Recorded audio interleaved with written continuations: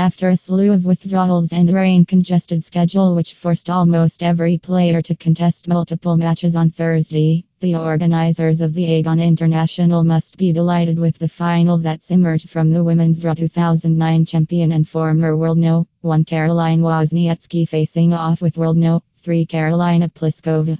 Pliskova had the easier road to the final, progressing early on Friday when projected semi-final opponent Johanna Konta withdrew after the heavy fall the British player took when closing out Angelique Kerber the previous evening.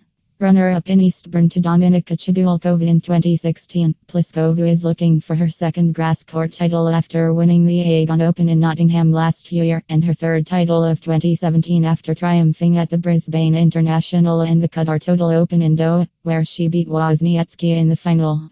The big serving Czech, who made her first Grand Slam final at last year's US Open and is one of a handful of players who have the chance to claim the world No. 1 ranking after Wimbledon, has enjoyed a quietly excellent season, establishing a 35-9 win-loss record and making the quarterfinals of the Australian Open as well as back-to-back semi-finals at Indian Wells and Miami where Wozniacki had her revenge.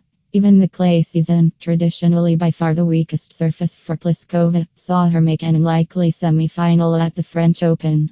Pliskova's big serving, aggressive game is in many ways tailor-made for grass and there is a lot of expectation for the Czech at Wimbledon, despite the fact that she's never been past the third round there. She withdrew from a scheduled warm-up in Birmingham and opened her Eastbourne campaigns with straight-set victories over Alison Riske and Peng Shuai, but had to come back from a considerable deficit in the third set against Svetlana Kuznetsova to win 6-7-7, 6-2, 6-4 and book her place in the semi-finals. That was a tough match for Pliskova, but it rather pales in comparison with what Wozniacki has had to do to reach the final.